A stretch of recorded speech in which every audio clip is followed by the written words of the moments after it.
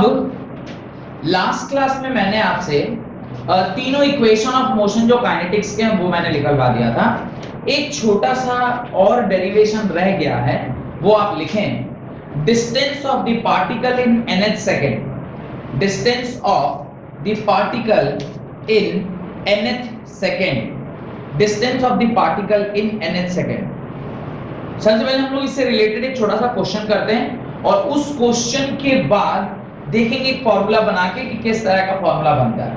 Right, a ball is thrown vertically upward, a ball is thrown vertically upward with a velocity of 50 metre per second.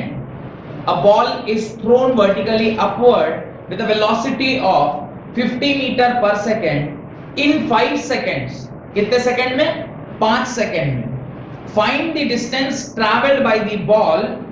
Find the distance traveled by the ball in 5 seconds and 5th second. Find the distance traveled by the ball in 5 seconds. पहला bit, second bit, 5th second. दो bit है। एक कह रहा है 5 second में ball कितना travel किया और दूसरा पूछ रहा है 5th सेकेंड में बॉल कितना ट्रैवल किया। आपको ये दो पार्ट में क्वेश्चन को सॉल्व करना है। तो सवाल में जो कुछ भी दिया गया मैं डायरेक्टली सॉल्यूशन पार्ट में चलता हूं। सॉल्यूशन निकालेंगे अगर इस पर्टिकुलर क्वेश्चन का, तो आपको u कितना दिया हुआ है? u उसने बोला है एक बॉल को वर्टिकली अपवर्ड फेंक रहा है विद स्पीड ऑफ 50 और 30। उसने बोला 50 मीटर पर सेकंड। आप 50 मीटर पर सेकंड से उसे ऊपर की ओर फेंक रहे हैं। एक बॉल को इस प्रकार से ऊपर की ओर फेंका गया है। आप जानते हैं फाइनल वेलोसिटी इसकी क्या होगी? Final velocity will be 0 metre per second. Ball ऊपर फेंका जा रहा है लेकिन एक्सेलरेशन नीचे है, ये होगा -10 मीटर पर सेकंड स्क्वायर। आपसे कह रहा है find the time, find the distance travelled. S आपसे निकालना है। टाइम आपको 5 सेकंड दिया हुआ है, टाइम इज 5 सेकंड। अब आप जानते हैं कोई भी फॉर्मूला लगा लीजिए, s ut लगा लीजिए या फिर आप v square - u square 2s, कोई भी लगाइएगा आंसर आ जाएगा।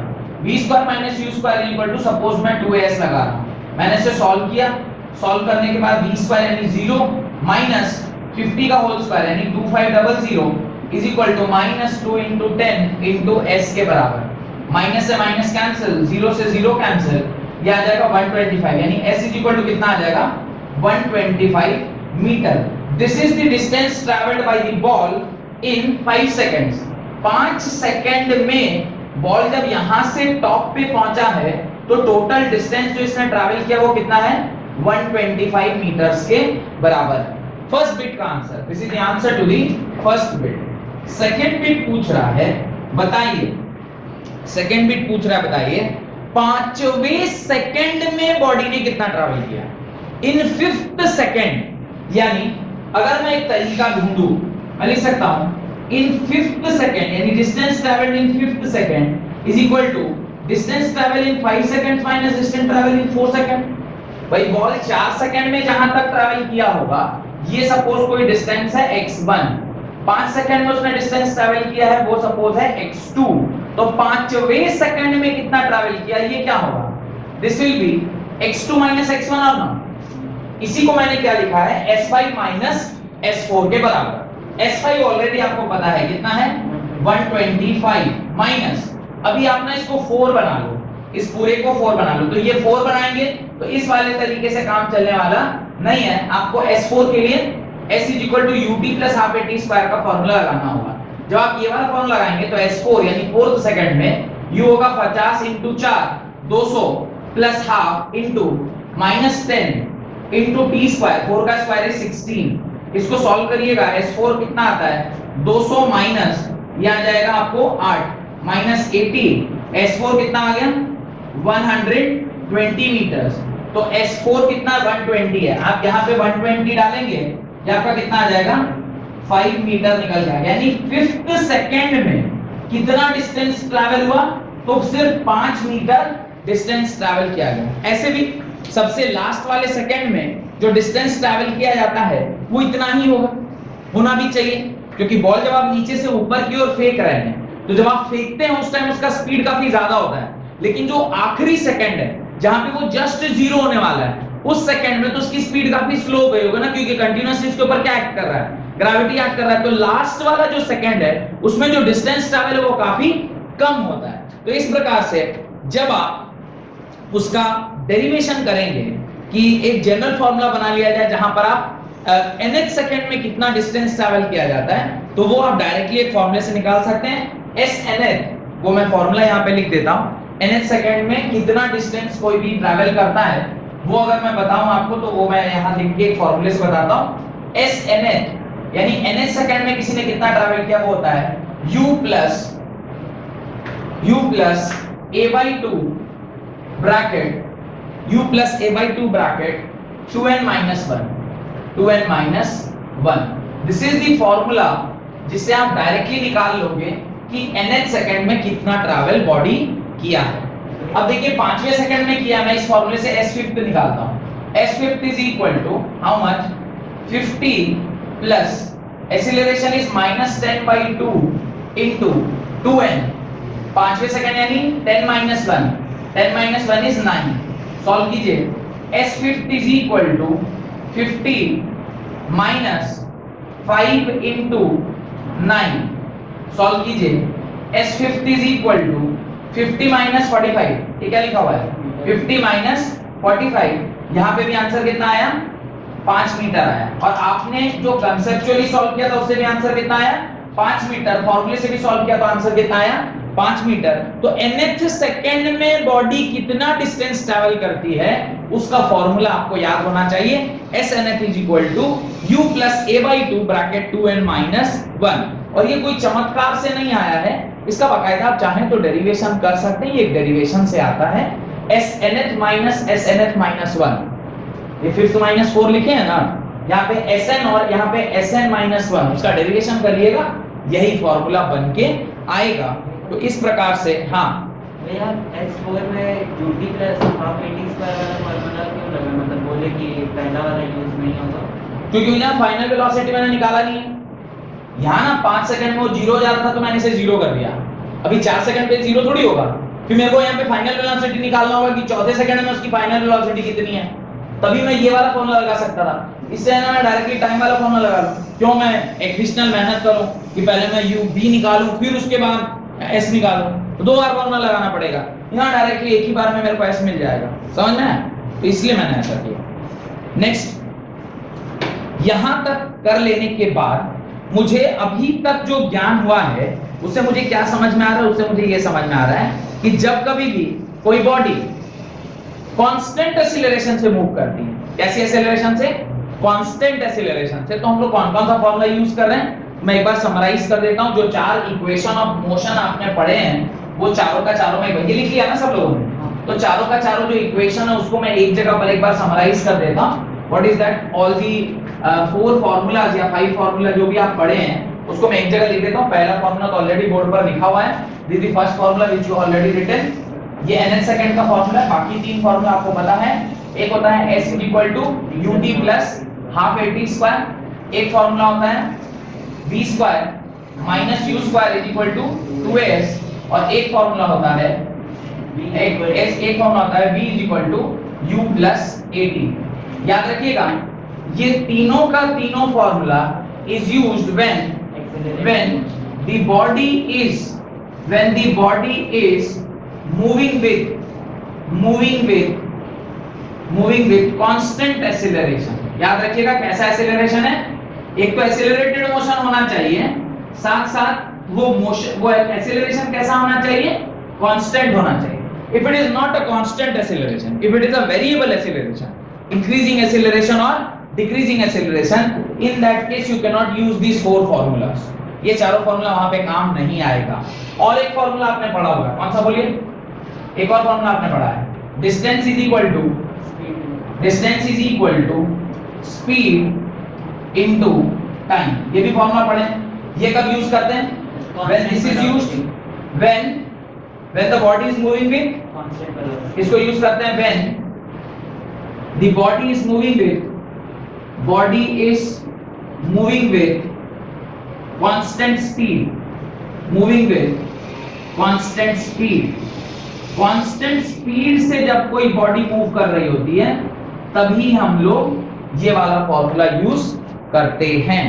ये फॉर्मूला कब यूज करते हैं, वो वाला फॉर्मूला कब यूज करते हैं, मेरे ख्याल से अब आपको समझ में आ गया होगा। ये मतलब नॉन यूनिफॉर्म एक्सेलरेशन के लिए अलग फॉर्मूला होगा। लिखिए, हेडिंग डालिए, non uniform accelerated motion, heading डालिए, non uniform accelerated motion.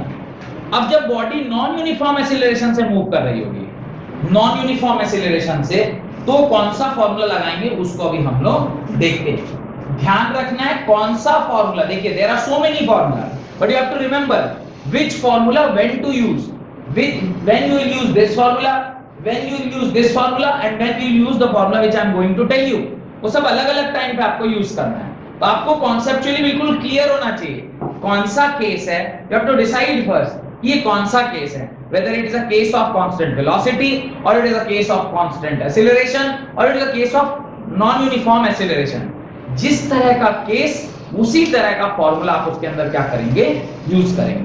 Heading डालिए, नॉन यूनिफॉर्म एक्सेलरेटेड मोशन। अभी आपका मोशन कैसा है, नॉन यूनिफॉर्म है।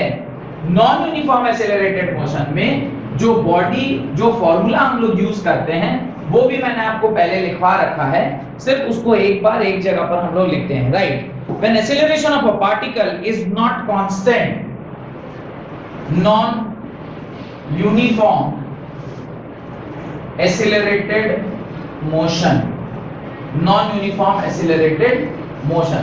व्हेन, लिखिए, when acceleration of a particle is not constant or acceleration is a function of time, or acceleration is a function of time, then acceleration is a function of time, then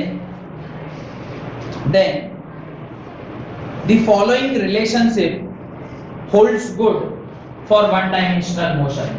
The following relationship holds good for one dimensional motion. Velocity is equal to dx by dt, acceleration is equal to dv by dt, acceleration is equal to dv by dt.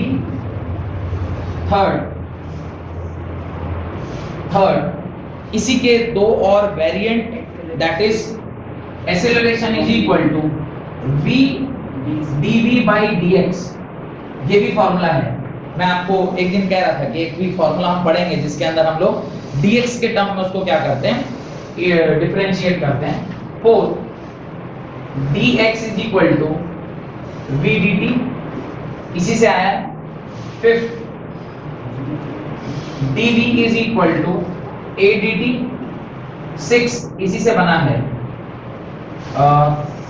a dx is equal to v dv। ये जो formula अभी मैंने लिखा है ना, ये वाला sixth वाला, इसको अपना इंपॉर्टेंट मार्क कर लेना। ये जेई का सबसे important, JEE point of view से ये थोड़ा सा इंपॉर्टेंट हो जाता है क्योंकि ये थोड़ा नॉर्मल नहीं है, थोड़ा एबनॉर्मल है। इसके एबनॉर्मलिटी को भी मैं तुरंत आपके सामने से क्या कर दूंगा, दूर कर दूंगा। ध्यान से देखिएगा तो दूर हो जाएगा। देखिए, एक्सीलरेशन ऐसा होता क्या है, एक्सीलरेशन होता है dv by dt, यही होता है। इसका मैं डेरिवेशन करके दिखा रहा हूं कि आया कहां से। अभी मैं दोनों तरफ इसे dx by dx से मल्टीप्लाई करता हूं, कर सकते हैं। अभी इसको थोड़ा रीअरेंज करते हैं, dv by dx into dx by dt लिख सकते हैं। dx by dt is what, velocity. तो आप एक्सीलरेशन को क्या लिख सकते हैं, acceleration is equal to v dv by dx, और यहां से आप क्या लिख सकते हो, a dx is equal to v dv के बराबर। ये दोनों रिलेशनशिप जो मैंने थर्ड और फोर्थ में लिखा है वो मेरे ख्याल से आपको समझ में आ जाएगा कि ये कहां से आया होगा। Acceleration is equal to v dv by dx and a dx is equal to, ये कुल मिला के ये 6 फॉर्मूले हैं जो आपको कब यूज करना है, जब आप नॉन यूनिफॉर्म में।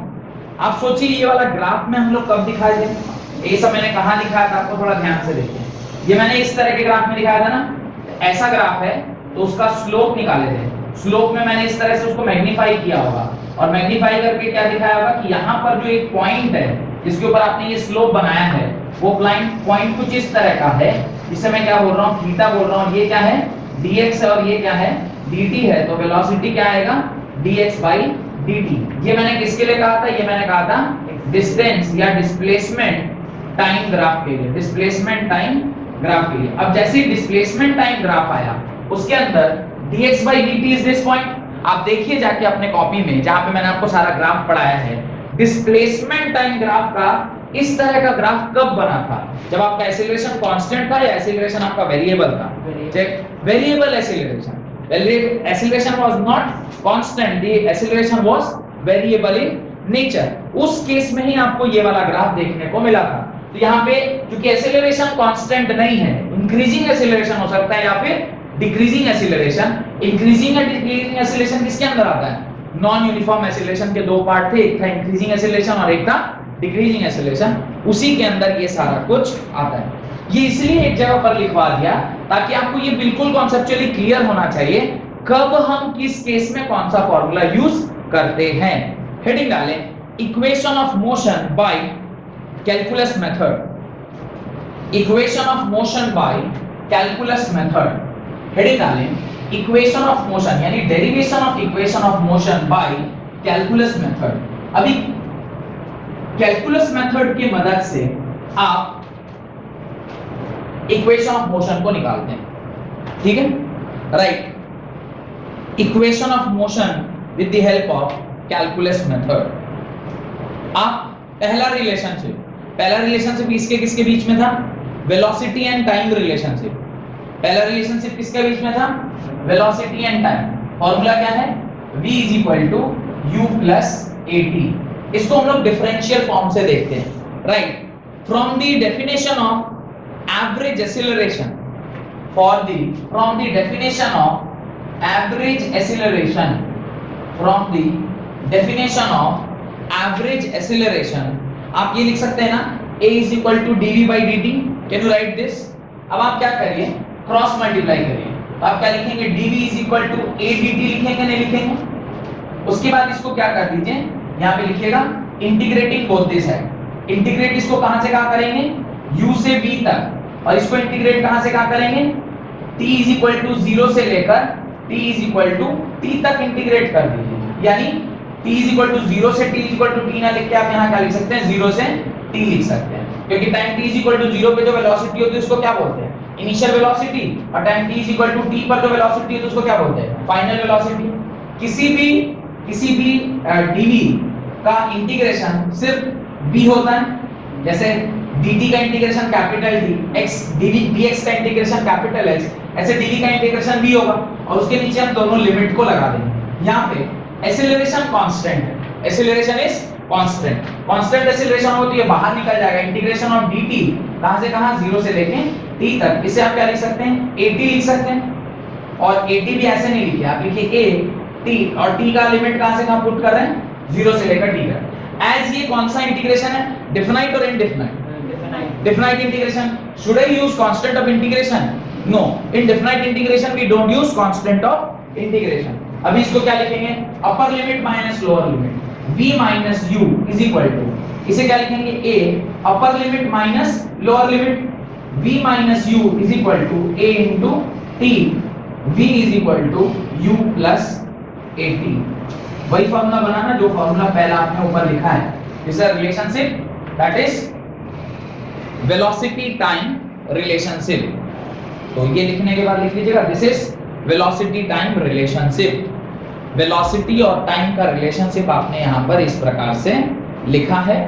बस सॉल्व किया और आंसर आ गया। तो ये आपका फर्स्ट इक्वेशन ऑफ मोशन निकल कर आ गया, क्योंकि काफी सरल है। आप देख सकते हैं v = u + at। आपने बस याद रखना है कि v = u + at कहां से निकल के आया? ये निकल के आया है a = from the definition of acceleration. Acceleration का डेफिनेशन क्या होता है? a = dv/dt। अभी a = dv/dt में आपने क्रॉस मल्टीप्लाई किया, dv = adt आ गया। आपने लिमिट पुट किया इनिशियल टू फाइनल, यहां पे 0 to t, और सारे लिमिट को डालने के बाद आपने इंटीग्रेट किया। इंटीग्रेट करने से v = u + at का एक्सप्रेशन निकल कर आ गया। लिख लिया सबने?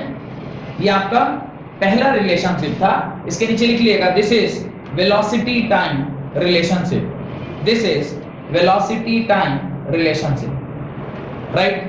पहला हो गया। Now we'll move on to the second expression. अब हम लोग सेकंड एक्सप्रेशन की ओर बढ़ रहे हैं। ये मिटा दूं? लास्ट का 3 लाइन। हाँ ठीक है, अब हम लोग सेकंड एक्सप्रेशन की ओर बढ़ रहे हैं। सीधे सेकंड एक्सप्रेशन, सेकंड एक्सप्रेशन जब मैं लिखता हूं, मैं ऐसे लिखूंगा, second expression will be written something like this, s is equal to ut plus half at square, s is equal to ut plus half at square। ये हमें सेकेंडली प्रूव करना है। जब मैं ये वाला एक्सप्रेशन को प्रूव करना चाहता हूं, मुझे क्या करना पड़ेगा, मुझे सेकंड वाला जो एक्सप्रेशन है उसको प्रूव करने के लिए आपको स्टार्ट करना होगा, ये s है ना, तो यहाँ पर भी हम लोग s ही लेते हैं, s ले लीजिए या dx ले लीजिए, बात एक ही है, मैं dx ले लेता हूँ। तो आप वेलोसिटी का डेफिनेशन लिखेंगे, velocity is equal to dx by dt। ये आपको यहाँ लिखना होगा from the definition of velocity.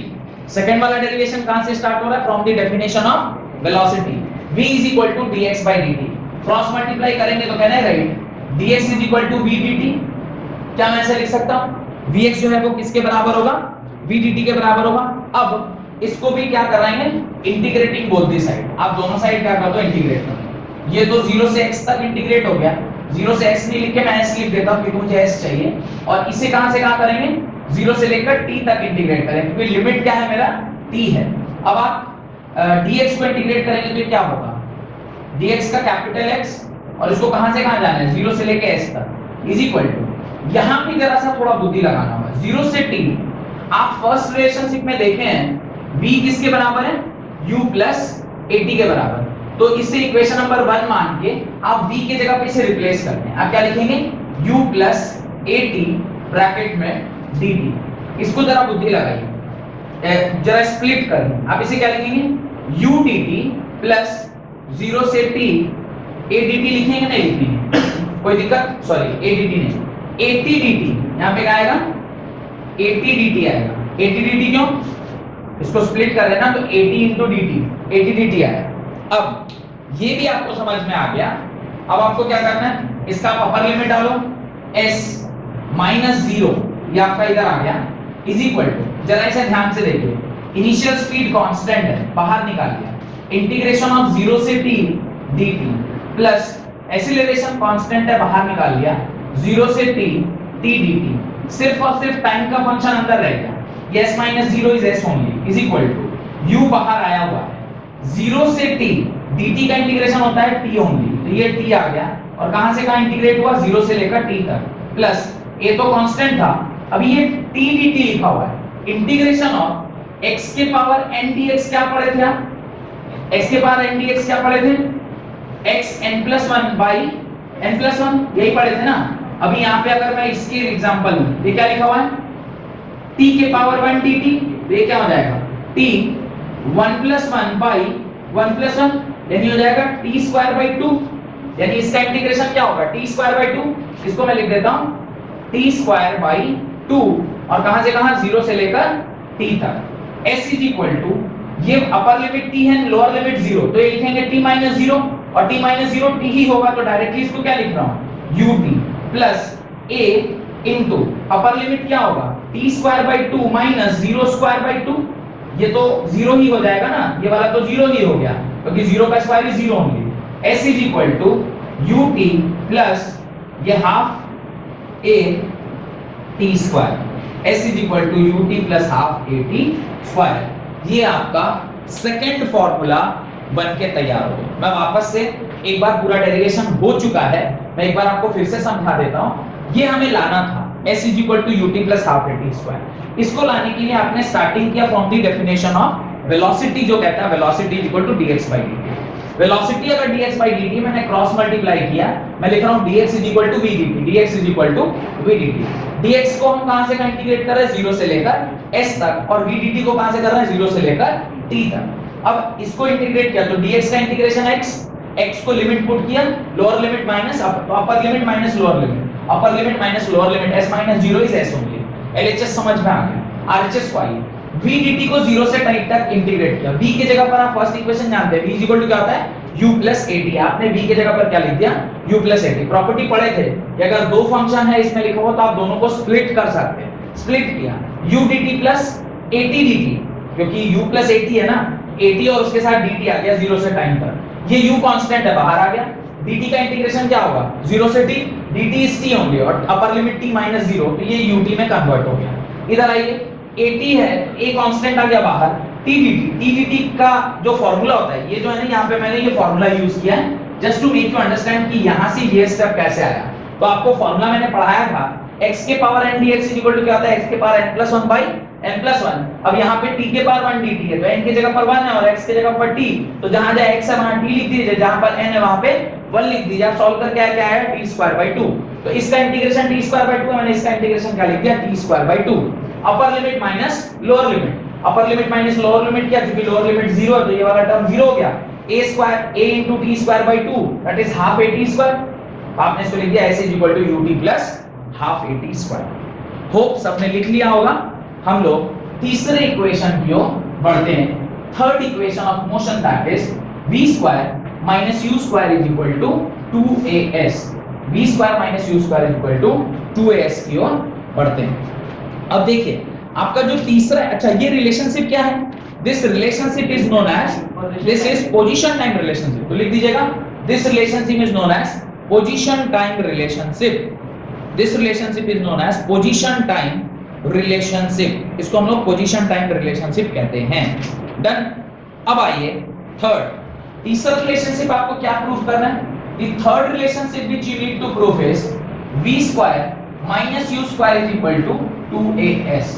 हम लोग इस वाले रिलेशनशिप को क्या करेंगे, प्रूफ करेंगे। इस वाले रिलेशनशिप को प्रूफ करने के लिए हो कि यहां तक सबने लिख लिया है, ये वाला सब लोग लिख चुके हैं, इसलिए मैं अब इसे मिटा रहा हूं। मिटा दूं पूरा, चलिए। तो यहां तक लिख लेने के बाद जरा सा ध्यान से देखकर देखिएगा, ये भी डेरिवेशन एक बार में समझ में आ जाएगा। v square minus u square equal to 2a है। आपको बस इतना याद रखना है कि आप स्टार्ट कहां से कर रहे हैं। स्टार्टिंग पकड़ लिए तो फिर तो उसके नीचे अपने आप ऑटोमेटिकली होता चला जाएगा। एक्सीलरेशन का डेफिनेशन क्या होता है, देखिए a is equal to dv by dt। इसको मैंने अभी थोड़ी देर पहले कहा था कि आप dv बाई dt को ऊपर नीचे dx से क्या कर दीजिए, मल्टीप्लाई करके दिखा दें। थोड़ा सा इसको इंटरचेंज किया था, क्या आया था, dv by dx into dx by dt। Denominator को क्या कर दिया, स्विच कर दिया, इसको इधर और इसको इधर। ये क्या बन गया, ये बन गया v और उसके साथ क्या आ गया, dv बाई dx। एक्सीलरेशन का एक फॉर्मूला क्या निकल के आ गया, v dv बाई dx। ये मैंने अभी आपको इंपॉर्टेंट करके लिखवाया है, बोला कि ये बहुत इंपॉर्टेंट है। अब तो इसलिए भी इंपॉर्टेंट हो गया क्योंकि ये थर्ड का जो डेरिवेशन उसमें काम आ रहा है। अभी आप क्रॉस मल्टीप्लाई करेंगे, आप क्या लिखेंगे, v dv is equal to a dx लिखेंगे, नहीं लिखेंगे, दोनों साइड इंटीग्रेट करिए। इसको इंटीग्रेट करिएगा u से लेकर v तक, इसको इंटीग्रेट करिएगा 0 से लेकर s तक। अब ये v dv है, dv का फंक्शन में velocity can not be constant. वहां पे वेलोसिटी इसलिए कांस्टेंट ले रहा था क्योंकि टाइम का फंक्शन था।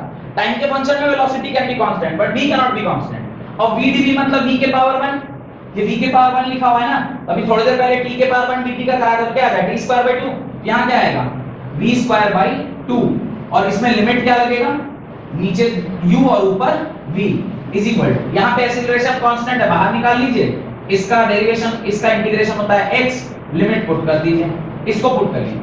अपर limit v square by 2 minus lower limit u square by 2 is equal to a into s minus 0। s minus 0 is s only. ये क्या हो गया, v square minus u square, मैंने एलसीएम ले लिया, by 2 is equal to a into s। ये क्या आएगा, v square minus u square, cross multiply कर दीजिए, क्या हो जाएगा, 2as। v square minus u square is equal to 2as। ये आपका तीसरा रिलेशनशिप, इसको हम लोग बोलते हैं position velocity relationship. This relationship is known as position velocity relationship. काफी आसान ये रिलेशनशिप है और ये इतना आपको समझ जाने के बाद मेरे ख्याल से थोड़ा थोड़ा आइडिया लग रहा होगा कि फिजिक्स में चीजें किस प्रकार से हो रही हैं, कब कौन सा फॉर्मूला लगाना है, किस तरीके से फॉर्मूला बनता है। और ये डेरिवेशन जो अभी मैंने कराया है एग्जाम पॉइंट ऑफ व्यू से बहुत इंपॉर्टेंट। वैसे आप लोगों को ये फर्स्ट टर्म में पूछा जाएगा जहां पे ऑब्जेक्टिव है, लेकिन इसके ऊपर न्यूमेरिकल पूछा जा सकता है। Numerical can be put in an objective form. आप न्यूमेरिकल पूछ के उसके नीचे 4 ऑप्शन दे देंगे, टाइम का या वेलोसिटी का या एक्सीलरेशन का। आपको अगर ये डेरिवेशन नहीं पता होगा या फॉर्मूला नहीं पता होगा तो आपके लिए लगाना मुश्किल हो जाएगा। लिख दीजिएगा, this is a position velocity relationship. This is position velocity relationship. Done, ये डेरिवेशन ध्यान रहेगा। आगे लिखें equation of motion, next heading डालें equation of motion for the motion of object under gravity. Equation of motion for the motion of object under gravity. अब यहां पे जो फॉर्मूला हम लोग पढ़े हैं, यहां पर जो फॉर्मूला हम लोग पढ़े हैं उसको जब body under the influence of gravity होता है, एज सच जितने भी सवाल मैंने कराए सारे के सारे ग्रेविटी के इन्फ्लुएंस में ही करवाए हैं। तो वहां पे जो फॉर्मूला आप यूज करते हैं, पहला फॉर्मूला क्या था, v = u प्लस, अभी यहां पे आप लिखेंगे plus minus gt, where what is g is what, where g is acceleration due to gravity, g is acceleration due to gravity, ये acceleration due to gravity है। इसकी value g = 9.81 metre per second square होता है, जिसको अपने convenience के लिए approximately हम लोग 10 मीटर पर सेकंड स्क्वायर के हिसाब से लेते हैं, पर जनरली ये फॉर्मूला यूज किया जाता है। सेकंड जो फॉर्मूला है that is s = ut plus minus half gt square, plus minus half gt square. और थर्ड जो फॉर्मूला है that is v² - u² = plus minus 2gs। ये तीन फॉर्मूले हैं जो under the influence of gravity जब आप किसी मोशन को लेते हैं तो वहां पर ये काम आता है। अब मैंने फॉर्मूले में कुछ एक अजूबा भी किया है। क्या अजूबा किया है, ध्यान से देखिए। मैंने वहां पे फॉर्मूले में प्लस माइनस का उपयोग किया है, एक जगह यहां भी प्लस माइनस, यहां भी प्लस माइनस, यहां भी, यानी जहां जहां g का टर्म है वहां वहां मैंने क्या किया है, प्लस माइनस यूज किया है। कब हम लोग इसको यूज करेंगे उसको मैंने लास्ट क्लास में न्यूमेरिकल में बताया था। If the body is moving in this direction and gravity is इधर, आप दोनों में से कोई भी यूज कर सकते हैं। जनरली जो फंडामेंटल यूज किया जाता है वो मैं बताता हूं। कुछ लोग वैसे भी सॉल्व करते हैं, कुछ लोग जैसे मैं सॉल्व करता हूं वैसे भी करते हैं। फर्क इससे कुछ नहीं पड़ता है कि आप किस तरीके से सॉल्व करें, क्योंकि दोनों से आंसर क्या आएगा, सेम आएगा। मैं दोनों आर्गुमेंट आपके पास रख रहा हूं, आपको जो पसंद पड़े आप उससे काम कर लेना। कुछ लोग मानते हैं कि g को ऑलवेज आप पॉजिटिव रखिए, g को ऑलवेज आप क्या रखिए, पॉजिटिव, यानी नीचे हमेशा आप क्या रखिए, पॉजिटिव, और इसके अपोजिट जो भी पड़ेगा उसको आप क्या ले लीजिएगा, नेगेटिव। एक आर्गुमेंट ये है। तो इसमें क्या है कि आप g को ऑलवेज पॉजिटिव माने तो जब इन द डायरेक्शन ऑफ g है तो positive, in the opposite direction of g negative. First argument, ये पहला आर्गुमेंट है जो आप फॉलो कर सकते हैं। सेकंड आर्गुमेंट जो मैं फॉलो करता हूं, आई फॉलो दिस आर्गुमेंट, मैं ये फॉलो करता हूं, बॉडी जिधर मूव कर रही है उसको पॉजिटिव ले लिया, बॉडी जिधर मूव कर रही है उसको क्या ले लिया, पॉजिटिव ले लिया। उसके उल्टे दिशा को क्या मानेंगे, नेगेटिव। अब चाहे बॉडी नीचे ट्रैवल कर रही थी तो ये पॉजिटिव है, ग्रेविटी भी नीचे है तो वो भी पॉजिटिव, माने बॉडी जिधर मूव कर रही है उसको क्या माना, पॉजिटिव माना। Either you solve a problem with this argument or you solve the problem from this argument, answer will be exactly same, क्योंकि साइन कन्वेंशन है। अगर आपने इसको पॉजिटिव माना है तो ऑटोमेटिकली नेगेटिव है। मेरे केस में ऊपर पॉजिटिव है तो एक नेगेटिव, एक उल्टा तो जाएगा ही ना। अब ऐसे में उसको पॉजिटिव किया तो ये नेगेटिव, यहाँ पे इसको पॉजिटिव किया तो ये नेगेटिव। कुछ लोग मानते हैं कन्वेंशन की ऑलवेज g को आप पॉजिटिव रखिए। कुछ लोगों का आर्गुमेंट है कि g तो वेरिएबल नहीं है ना, g तो ऑलवेज फिक्स है, कहां काम करेगा, towards the centre of the earth, always gravity नीचे की ओर ही होगी, तो इसको आप फिक्स मानिए। अब इन द डायरेक्शन ऑफ ग्रेविटी है तो positive, in the opposite direction of gravity है तो नेगेटिव। कुछ लोग ऐसा मानते हैं, मैं ऐसे सॉल्व करता हूं, इन the direction of motion, motion का डायरेक्शन को पॉजिटिव मानते हैं, मोशन का डायरेक्शन पॉजिटिव। क्यों, why I am following this argument, क्योंकि इसमें क्या होता है कि जब आप ऐसे भी बॉडी चला रहे होते हैं ना वन स्ट्रेट लाइन में, ये तो आपने ऐसे वर्टिकल में चलाया, हॉरिजॉन्टल में भी चलाएंगे तो इन द डायरेक्शन ऑफ मोशन आप पॉजिटिव ले रहे हैं तो ऑलवेज ट्रू आएगा। पर हॉरिजॉन्टल में ये वाला तो कांसेप्ट काम नहीं आएगा ना, क्योंकि ये वाला कांसेप्ट तो only works when you are acting under your motion is under gravity, but this is not under the influence of gravity. ये वाला कंडीशन क्या है, in the direction of motion positive, in the opposite direction of motion negative. तो ये horizontal में भी काम आता है और वर्टिकल में भी काम आता है, पर ये वाला सिर्फ और सिर्फ वर्टिकल में काम आएगा पर हॉरिजॉन्टल में काम नहीं आएगा। इसलिए ऐसा कुछ सीखना चाहिए जो रामबाण जैसा हो, कि एक में लगेगा दुनिया में किसी भी केस में लगेगा, इसलिए मैंने ये वाला सीख के रखा हुआ। याद रखिएगा, direction of motion is taken as positive और opposite to the direction of motion is taken as negative. तो नोट डाल के स्टेटमेंट को लिख दीजिए, direction of motion is taken as positive, direction of motion is taken as positive, whereas opposite to the direction of motion is taken as negative. Opposite to the direction of motion is taken as negative. Direction of motion is taken as positive and opposite to the direction of motion is taken as negative. बहुत बहुत धन्यवाद आज की class attend करने के लिए।